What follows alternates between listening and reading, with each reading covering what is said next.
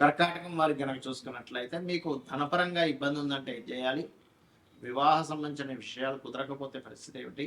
అంటే ఏ గ్రహాన్ని బలపరుచుకోవాలి?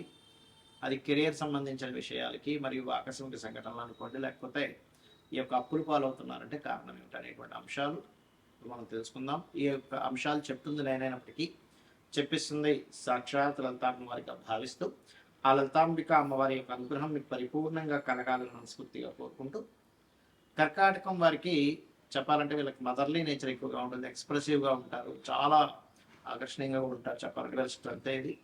అయితే మీకు ఫైనాన్షియల్ గ్రోత్, ఫైనాన్స్ ఇచ్చే కారకుడు ఎవరు అసలు మీ జాతకానికి, మీ లగ్నానికి? కర్కాటకానికి చూసుకుంటే సూర్య భగవానుడు. అంటే మీరు ఎంత సూర్య నమస్కారాలు చేస్తూ సూర్య భగవానుడికి సంబంధించిన ఆరాధన చేస్తూ సండేస్ ప్రత్యేకంగా ఆదివారాలు ప్రత్యేకంగా సూర్య భగవానుడికి కనుక మీరు ఏదైనా నైవేద్యం పెట్టినట్లయితే ఇంకా బాగా ఫలితమిస్తుంది. శ్రీతైల మధుమాం శాంతుల జత అంటూ ఉంటారు. అంటే స్త్రీని కలవడము, మధువు మాంసం తీసుకోవడం ఇట్లాంటి చేయకూడదు. తలకి ముందు రాసుకోవడం అనేది సూర్య అనుగ్రహం కావాలంటే. మరి మీకు వివాహ కారకుడు శని భగవానుడు, 7 and 8th లార్డ్ శని.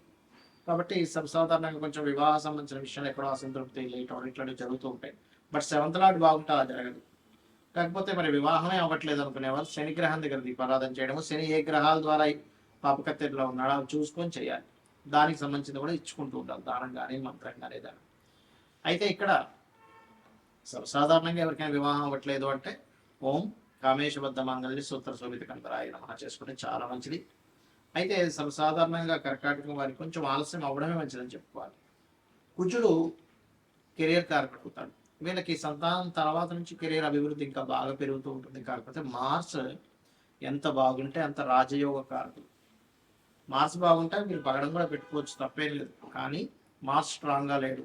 ఏ గ్రహాల వల్ల స్ట్రెంత్ కోల్పోయాడో తెలుసుకొని ఆ గ్రహాలకి దానం ఇవ్వాలి, ఆ గ్రహాలకు చేసుకోవాలి. ప్లస్ మార్స్కి కూడా అంటే కుజగ్రహాన్ని కూడా స్ట్రెంగ్ చేసుకోవాలంటే కొంచెం ఆంజనేయ స్వామి ఆలయాలకు వెళ్ళడము, సుబ్రహ్మణ్య స్వామి ఆలయాలకు వెళ్ళడము, కుజగ్రహం దగ్గర దీపారాధన చేయడం, ఇటువంటివన్నీ చేస్తూ ఉంటారు.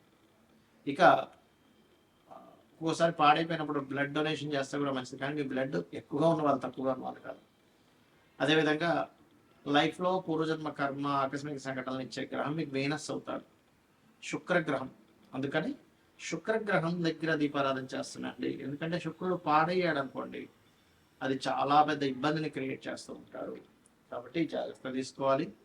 మరియు అమ్మవారి ఆలయాలకు వెళ్ళడము, లేకపోతే తీపి చపాతీలు గోవు తినిపించడం ద్వారా శుక్రుడు బలపడడం ద్వారా పాస్ట్ లైఫ్ కర్మ తగ్గుతుంది.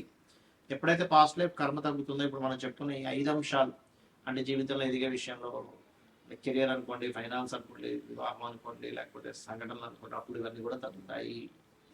ఇప్పుడు మనం చెప్పుకున్న అంశాలు ఏవైతే ఉన్నాయి, ఎవరికైతే యాక్సిడెంట్ అనుకున్నామో, లేకపోతే షేర్ మార్కెట్లో లాస్ అనుకున్నాం, ఇవన్నీ అసలు ఎప్పుడు జరుగుతాయి లైఫ్లో చూసుకున్నట్లయితే, ఎప్పుడు కూడా దానికి సంబంధించిన దశ రావాలి. అంటే షేర్ మార్కెట్ పంచమం 5 to 8 లెవెల్ కాంబినేషన్, ఆ 5 to 8 లెవెల్ కాంబినేషన్ పాడైనటువంటి మహాదశ రావాలి. ఆ దశలు రాకుండా మీకు ఏమి ఇబ్బంది ఉండదు, గుర్తుపెట్టుకో. అదేవిధంగా యాక్సిడెంట్ అనుకున్నాం, యాక్సిడెంట్స్ అనుకుంటే 4 and 8 కాంబినేషన్ పాడైనటువంటి మహాదశ రావాలి. అలా కాకుండా బాగున్న దశ అనుకోండి 4 and 8 కాంబినేషన్లో, అప్పుడు ఆస్తులు కలిసి వస్తాయి ఆకస్మికంగా. అది తండ్రి ఆస్తి కావచ్చు, ఒక్కోసారి తాతగారి ఆస్తి కావచ్చు, సొంతంగా సంపాదించుకోవడం అంటే 3rd house రిలేటెడ్ ఉండాలి. ఎంతసేపు 4-8 వచ్చిందని అమ్మో నాకు యాక్సిడెంట్ అయిపోతుందని భయపడ్డాం కాదు, అది ఒక్కొక్కసారి ఆస్తిని కూడా ఇస్తుంది. రీసెర్చెస్ అంటే ఒక్కొక్కసారి మనం ఏదైనా ఎడ్యుకేషన్ రిలేటెడ్ సంబంధించిన దాంట్లో మనం చేసేటువంటి దాంట్లో పిహెచ్డీలు అవి చేస్తుంటాం, అటువంటి వాటిల్లో ధనయోగాన్ని ఇస్తూ ఉంటుంది. అదేవిధంగా వివాహం అవ్వట్లేదు, వివాహం అవ్వాలి అంటే సప్తమాన్ని యాక్టివ్ చేసే మహాదశ వస్తుందా లేదా? ఒక్కోసారి సప్తమాన్ని డీయాక్టివ్ చేసే మహాదశలు వస్తుంటాయి, అంటే 6వ అధిపతి మహాదశ. ఓకే, అదేవిధంగా 12వ అధిపతి మహాదశ, లేకపోతే 9వ అధిపతి మహాదశలు, ఇవన్నీ కూడా సప్తమాన్ని డీయాక్టివేట్ చేస్తూ ఉంటాయి. అప్పుడు అది ఏమవుతుంటుంది, మనం ఎంత ప్రయత్నం చేస్తున్నా అది ముందుకు కదలదు.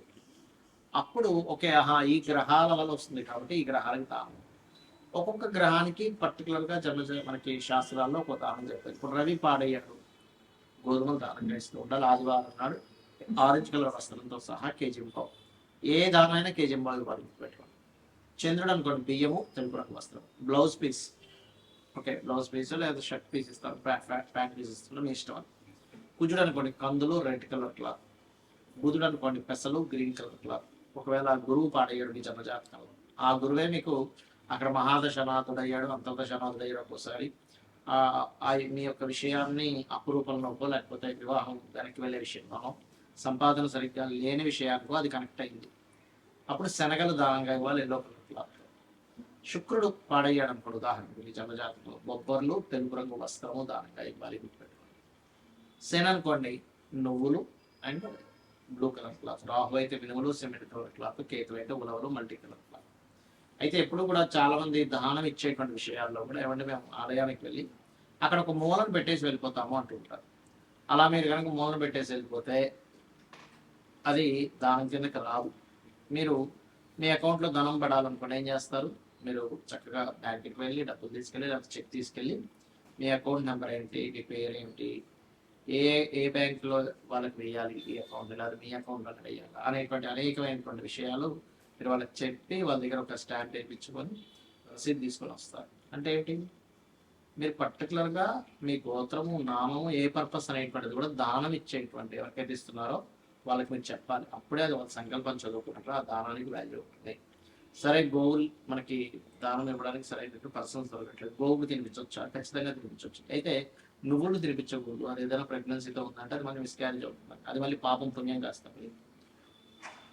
రవికి సంబంధించిన వాటిలో గోధుమ రవ్వ తినిపించవచ్చు, చేతుడైతే బియ్యం పిండి తినిపించవచ్చు, కుజుడైతే క్యారెట్స్ తినిపించవచ్చు, గురువు అయితే అరటికాయలు తినిపించవచ్చు, బుధుడైతే ఆకుకూరలు తినిపించవచ్చు. అందులో గోంగూర తినిపిస్తే గోవుకి చాలా చక్కటి స్ట్రెంత్ వస్తుంది.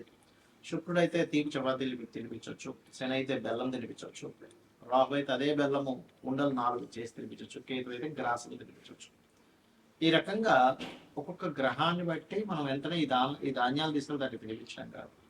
అదేవిధంగా ఎప్పుడు కూడా గుర్తుపెట్టుకోండి, చాలామంది వాళ్ళ లైఫ్లో ఏదైనా ఇన్సిడెంట్స్ నెగిటివ్గా వెళ్తున్నాయంటే వెంటనే వాళ్ళు చూసుకునేది ఏంటంటే ఏలినాడ్స్ అని, అర్ధాష్టమిస్ అని, అష్టమిస్ అని. దీనివల్లే మొత్తం లైఫ్ పాడైపోతుంది అనుకుంటారు. అసలు అది కానే కాదు. అది కేవలం మీకు స్లో మందుడు అంటారు జ్యోతిషాస్త్రంలో. శనిచ్చర, శని అంటే అర్థం ఏంటంటే స్లో మూమెంట్. మనకి ఏదైనా సరే ఒక స్లో అవుతున్నప్పుడే మన లైఫ్లో మనం సరిగ్గా ఆలోచించుకుని ఓహో మనం ఎక్కడ రాంగ్ స్టెప్స్ వేస్తున్నాము, ఎక్కడ రైట్ స్టెప్ వేస్తున్నాం అనే విషయాన్ని మనం పూర్తిగా అర్థం చేసుకోగలుగుతాం.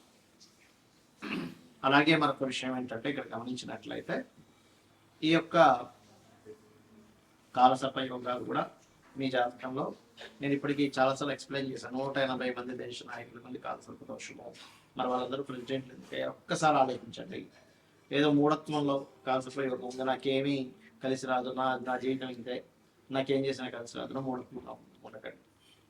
జ్యోతిష్ శాస్త్రం అంటే మనకి వెలుగునిచ్చేది, అసలు మీకు రూట్ ఎటుందని చెప్పేది. అంతేగా నీకు ఎందుకు పనికిరావు, నువ్వు ఎందుకు పనికిరావు అని చెప్పడానికి జ్యోతిష్ శాస్త్రం అవసరం లేదు, గుర్తుపెట్టుకో. కాబట్టి ఎల్నాడ్స్ని కాలసర్ప యోగం విషయాలు పెద్ద సీరియస్గా తీసుకోకండి. అవి ఏమి కాదు. మీ పర్సనల్ చార్ట్లో ఉండే మీ మహాదశలు, అంతర్దశలు, ఇప్పుడు మనం చెప్పుకున్నాం 5 అంశాలు. ఒకటేంటి, మీకు వివాహం అవ్వాలన్నా, ధనం కలగాలన్నా, లేకపోతే ఏంటి ఆ పర్టికులర్ గ్రహాన్ని అది యోగవంతంగా మారాలి. అది కంబస్ట్ అయి ఉంటుంది, ఒక్కోసారి అస్తంగత దోషంలో ఉంటుంది, లేకపోతే పాపకర్తెల్లో ఉంటుంది. అలాంటప్పుడు మీకు వివాహం అవ్వకపోవడమో, ధనం రాకపోవడమో, లేకపోతే మీరు అనుకున్నటువంటి స్టేజ్కి కెరియర్లో వెళ్ళలేకపోవడం, ఆకస్మిక సంఘటనలు జరగడం, అప్పులు పాలవడం జరుగుతూ ఉంటుంది. సో ఇది ఈ రకంగా చేయండి. ప్లస్ మీరు ఫైనాన్షియల్గా ఎంతున్నా కొంతమంది హ్యాపీనెస్ ఉండదు. అలాంటి వారు ఓం ఇంద్రగోప పరిక్షిప్త స్మరతోనా భజంగికాయై నమః అనే నామస్మరణ చేయండి, ఖచ్చితంగా బాగుంటుంది. అలా కాదండి నాకు అన్ని విధాలా నాకు కావాలంటే టోటల్ లలితా సహస్రనామాలు రోజు చేయండి. రోజు కనుక నిత్యము లలితా సహస్రనామాలను ఎవరైతే శ్రవణము పఠనము చేస్తారో ఖచ్చితంగా వారికి ఎటువంటి ఇబ్బందులు ఉన్నా కొన్ని జన్మల పాప ఫలితాలను తొలగిస్తున్నారు అమ్మవారు. అందులో ఒక్క నామం చాలు మనం ఎన్నో జన్మల పాపాలను తొలగించి ఇంకేమైనా మిగులు ఉన్నాయా అని అడుగుతుందట. కాబట్టి ఇలా చేయండి, అన్ని విధాలా మీకు బాగుంటుంది.